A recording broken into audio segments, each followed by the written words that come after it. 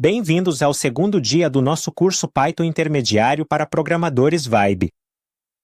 Hoje daremos um grande passo em relação ao básico que aprendemos ontem, enquanto o primeiro dia se concentrou nas funções fundamentais do Python para lidar com tarefas repetitivas e tomar decisões. Hoje exploraremos maneiras mais avançadas e poderosas de gerenciar informações. Aprenderemos a trabalhar com arquivos, criar objetos e classes e visualizar dados por meio de plotagem.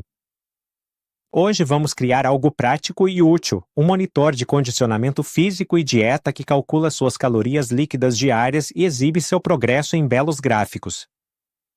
Esta ferramenta de linha de comando poderá registrar seus treinos e refeições, ler e limpar dados de arquivos CSV, realizar análises de dados e visualizar tendências usando gráficos. Mais importante ainda, usaremos programação orientada a objetos para criar um código bem estruturado e de fácil manutenção. Antes de começar, vamos garantir que você tenha tudo o que precisa. Você precisará do Python 3.x instalado no seu sistema. Você também precisará de duas bibliotecas essenciais, Pandas para manipulação de dados e Matplotlib para criação de gráficos. Não se preocupe se você ainda não os tiver. Você pode instalá-los facilmente executando pip install pandas matplotlib no seu terminal ou prompt de comando. Agora vamos começar com a etapa 1. Prepare seus dados. Antes de mergulharmos na programação, vamos entender como os computadores organizam arquivos. Pense no sistema de arquivos do seu computador como uma estrutura em árvore. Entender os caminhos dos arquivos é crucial para trabalhar com dados. No topo, você tem a raiz, que é como o tronco da árvore. No Windows, pode ser a unidade C, enquanto no Mac ou Linux, é simplesmente representada por uma barra. A partir dessa raiz, você tem pastas ou diretórios que se ramificam, como documentos, área de trabalho e downloads. Estas pastas podem conter arquivos, como scripts Python, documentos de texto ou arquivos CSV, ou podem conter outras pastas, criando uma estrutura aninhada.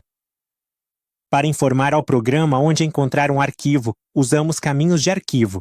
Um caminho de arquivo é essencialmente o endereço que informa ao seu computador exatamente onde encontrar um arquivo. Há dois tipos de caminhos que você precisa conhecer. Primeiro, temos os caminhos absolutos. Um caminho absoluto fornece o endereço completo desde o início, a raiz do seu computador. Por exemplo, no Windows pode parecer ser barra invertida e os outros subdiretórios na árvore separados por barra invertida até chegar ao arquivo. No Mac ou Linux seria uma barra. O segundo tipo são os caminhos relativos, que são muito mais convenientes para nossos projetos. Eles apontam para um local relativo ao diretório de trabalho atual. Por exemplo, se você estiver na pasta do seu projeto e quiser acessar um arquivo em uma subpasta chamada dados, basta escrever dados barra meu sublinhado arquivo.texto. O ponto barra significa aqui mesmo no diretório atual, enquanto ponto barra significa subir o nível. Uma dica importante: embora o Windows normalmente use barras invertidas, o Python funciona melhor com barras normais em todas as plataformas. Em caso de dúvida, use barras normais, elas funcionam em qualquer lugar do Python. Além disso, é recomendável usar o módulo us.ps para compatibilidade entre diferentes sistemas operacionais. O Python fornece um módulo fantástico chamado us que nos ajuda a trabalhar com arquivos e diretórios com segurança, evitando erros de sintaxe e fazendo nosso código funcionar em diferentes sistemas operacionais. Deixe-me mostrar as funções mais úteis. A função us.gcod obtém seu diretório de trabalho atual. Pense nisso como se estivesse perguntando onde estou agora. A função us.listir mostra todos os arquivos e pastas em um diretório. A função us.ps.join é particularmente útil. Ela combina componentes de caminho com segurança, independentemente do seu sistema operacional. Por fim, a função us.ps.exist verifica se um arquivo ou pasta realmente existe antes de você tentar usá-lo. Em nosso rastreador de condicionamento físico, usaremos o módulo us para criar caminhos confiáveis para nossos arquivos de entrada. Definiremos uma variável data_dir que aponta para nossa pasta de dados. Em seguida, criaremos caminhos específicos para nossos arquivos CSV de treinos e refeições. Essa abordagem torna nosso código portátil e menos sujeito a erros. Para nosso projeto de rastreador de condicionamento físico, organizaremos nossos arquivos em uma estrutura limpa e lógica. Teremos uma pasta principal chamada Fitness_Tracker que contém nosso script Python. Dentro dessa pasta, criaremos uma subpasta chamada Data, onde armazenaremos nossos arquivos CSV contendo registros de exercícios e refeições. Essa separação mantém nosso código e dados organizados e facilita a compreensão e a manutenção do projeto. Agora, vamos falar sobre arquivos CSV. Eles serão a espinha dorsal do nosso armazenamento de dados. CSV significa valores separados por vírgula e é um dos formatos mais comuns para armazenar dados tabulares. Pense em um arquivo CSV como uma planilha simples salva como texto simples. Cada linha representa um registro e cada valor de coluna é separado por uma vírgula. A primeira linha normalmente contém cabeçalhos que descrevem o que cada coluna representa. Se um campo contiver uma vírgula ou quebra de linha, ela será colocada entre aspas para evitar confusão. Vamos analisar nossos arquivos de dados específicos. Nosso arquivo CSV de treinos monitorará suas atividades físicas. Cada linha representa uma sessão de treino, com colunas para data, tipo de exercício, duração em minutos e calorias queimadas. Por exemplo, você pode ter uma corrida de 30 minutos que queimou 300 calorias ou uma sessão de ciclismo de 45 minutos que queimou 400 calorias. Nosso arquivo CSV de refeições rastreará tudo o que você come ao longo do dia. Este arquivo é mais detalhado, visto que a maioria das pessoas come várias vezes ao dia. Cada linha representa uma refeição ou lanche, com colunas para a data, o tipo de refeição, como café da manhã ou almoço, o alimento específico consumido e as calorias consumidas. Você pode ver como isso nos permite monitorar nossa ingestão nutricional diária completa. Agora estamos prontos para mergulhar em um dos conceitos mais poderosos da programação, Programação Orientada a Objetos, ou POO. Deixe-me explicar isso com uma analogia simples e compreensível. Imagine que você administra uma fábrica de veículos e precisa construir diferentes tipos de veículos, carros, motocicletas e caminhões. Sem a PO, você teria que escrever cada detalhe de cada veículo que construir. Você diria, este carro tem 4 rodas cor vermelha, pode acelerar e frear. Este outro carro tem 4 rodas cor azul, pode acelerar e frear, e repetiria isso para centenas de veículos.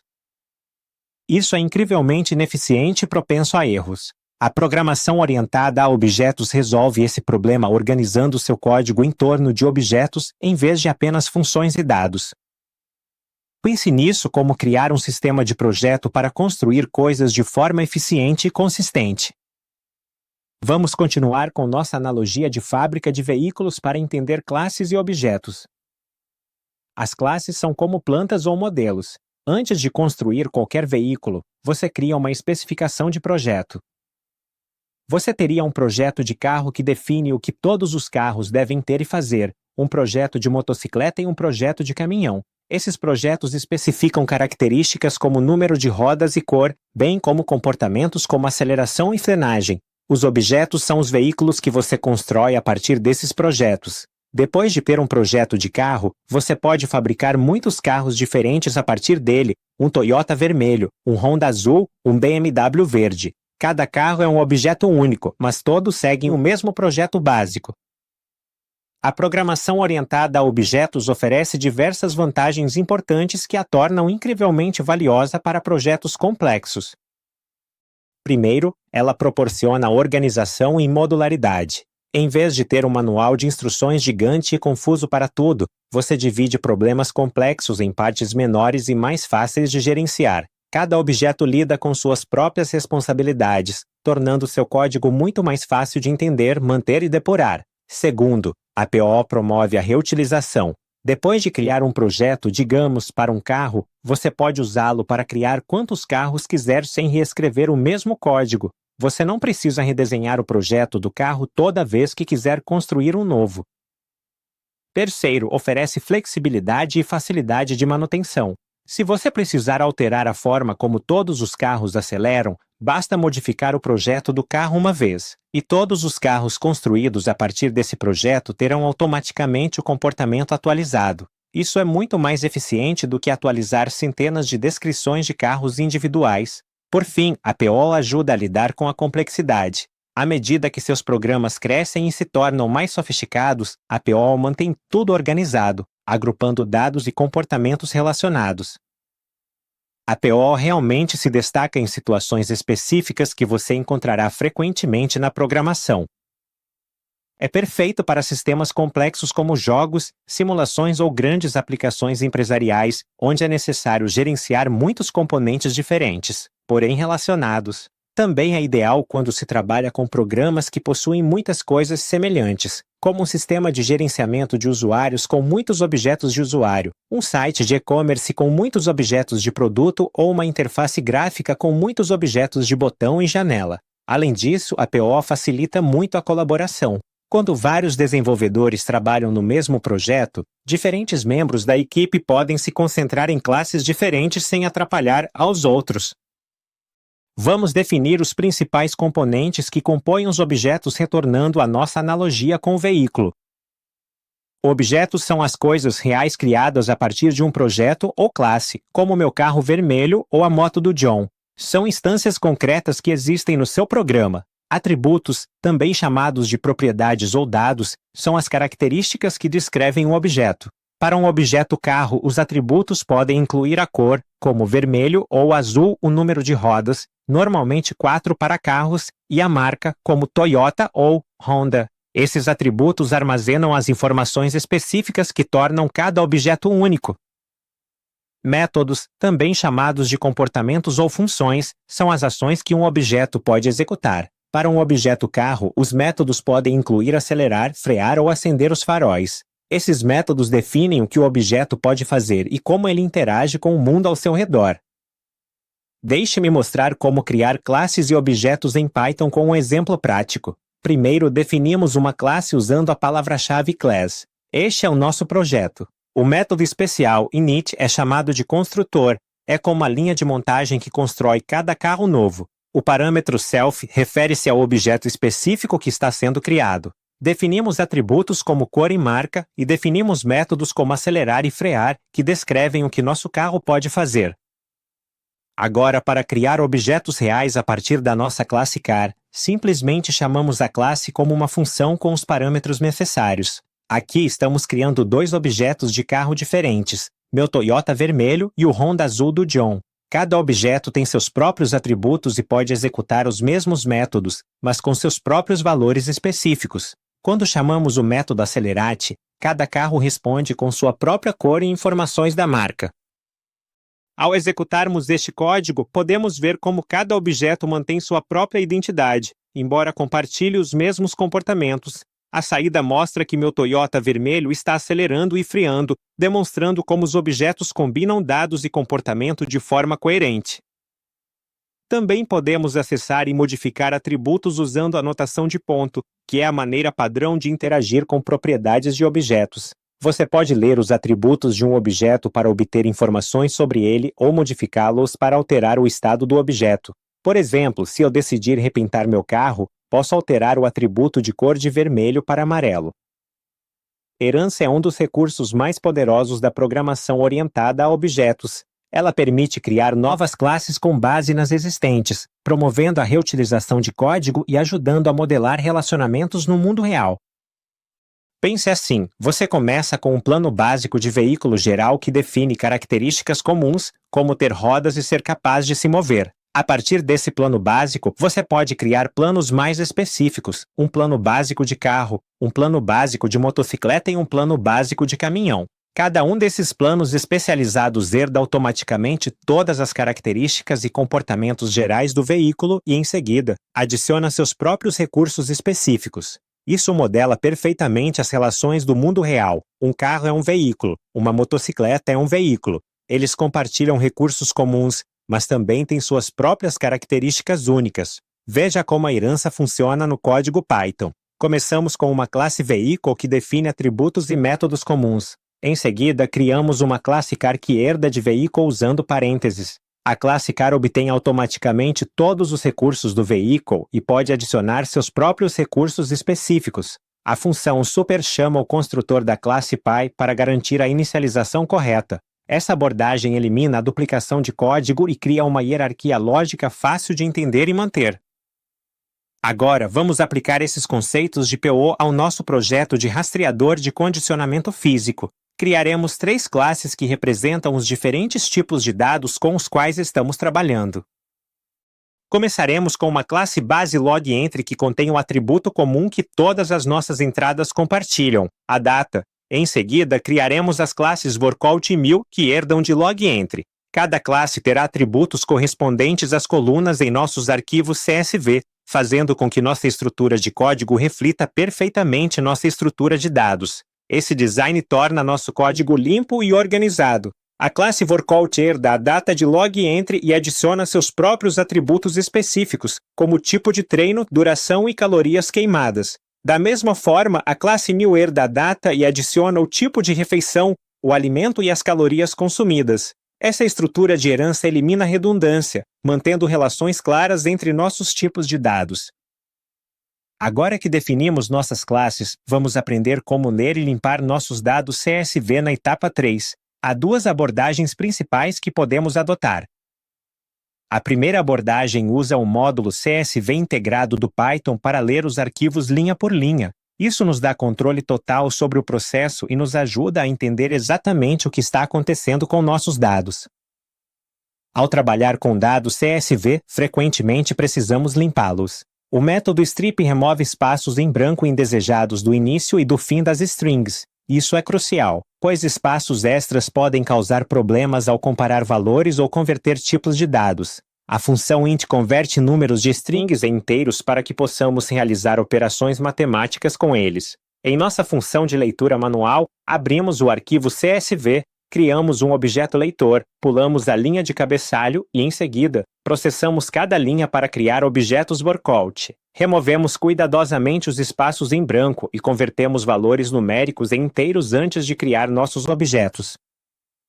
A segunda abordagem usa a biblioteca Pandas, que é muito mais poderosa e conveniente para análise de dados.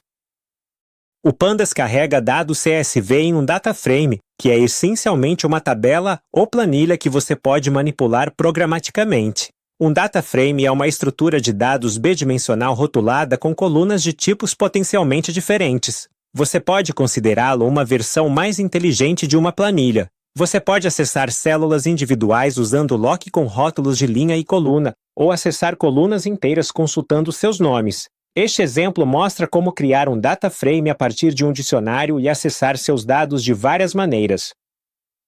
O Pandas também oferece maneiras poderosas de acessar linhas. Você pode usar o iLock para acessar linhas por sua posição inteira, recuperar várias linhas de uma vez ou dividir intervalos de linhas. Esses recursos tornam o Pandas incrivelmente flexível para tarefas de manipulação e análise de dados.